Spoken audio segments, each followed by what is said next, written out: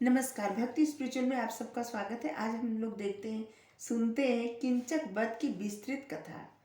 महाभारत की कथा में पांडव जब अज्ञातवास भोग रहे थे तो सभी पांडव कौरवों से बचने के लिए वेश बदलकर विराट नगर में रहने लगे, जहां पर पांडवों और द्रौपदी एक सेवक बनकर समय व्यतीत करने लगे। युधिष्ठिर राजा विराट के मंत्री कनक के रूप में कार्य करने लगते हैं। अर्जुन बृहनला बन के राजकुमारी उत्तरा को नृत्य सिखाते हैं। बृहनला एक किन्नर बन के भीम बल्लभ के रूप में खाना पकाते थे।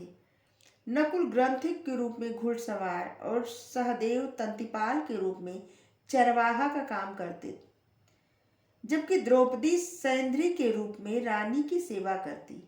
कीचक विराट नगर का सेनापति महारानी सुदेशना का भाई था। कीचक के बारे में कहा जाता है कि वह अहंकारी और दुष्ट था। वह बहुत जिद्दी भी था। एक बार कीचक अपनी बहन सुदेशना से मिलने उसके महल में आया तो उसकी नज़र द्रौपदी पर पड़ गई। द्रौपदी को देखकर कीचक मोहित हो गया।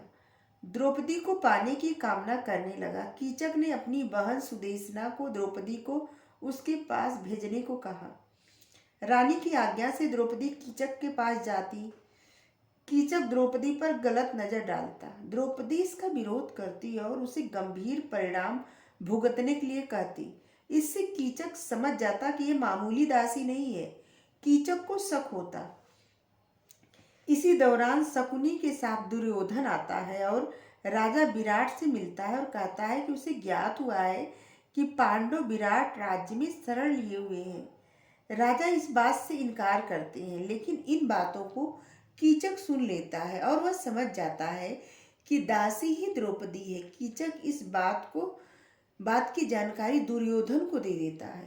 कीचक एक बार फिर द्रौपदी के पास जाता है और कहता है कि उसे असलियत का पता चल चुका है। इस बात से द्रौपदी हैरान रह जाती है। कीचक द्रौपदी को रात में अपने कक्ष में आने के लिए कहता है। उसकी आज्ञा न मानने पर वह राज खोलने की धमकी भी देता है। इस बात को जानकर द्रौपदी सभी पांडवों को बताती है, सभी को जानकारी देती है। पांडवों को बहुत क्रोध आता है। तब अर्जुन बताते हैं कि कीचक के मन में राजा बनने की इच्छा है। तब पांडव कीचक वध करने की एक योजना बनाते हैं। कीचक राजा बनने की इच्छा दुर्योधन के सामने रखता है। कीचक दुर्योधन को भरोसा दिलाता है कि यदि वह राजा बन जाए तो पांडवों की हत्या कर देगा। शकुनी दुर्योधन को समझाता है कि पांडव अब कीचक को नहीं छोड़ेंगे। पांडव कीचक का वध किए बिना नहीं रहने देंगे, क्योंकि वे द्रौपदी का अपमान सहन नहीं कर सकते। शकुनी दुर्योधन से कहता है कि रात में सभी पांडवों को पकड़ा जा सकता है।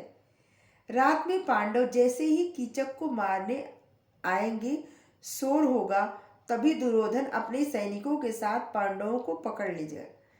लेकिन इस बात का पता पांडवों को चल जाता है।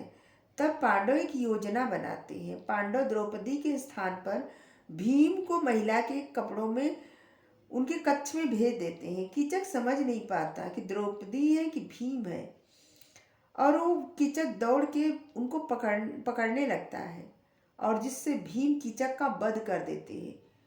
कोई शोर न हो इसके लिए अर्जुन बहुत तेज से नृत्य करते हैं और ढोल बजाते हैं। इस प्रकार दुर्योधन और शकुनी को कुछ भी पता नहीं चलता और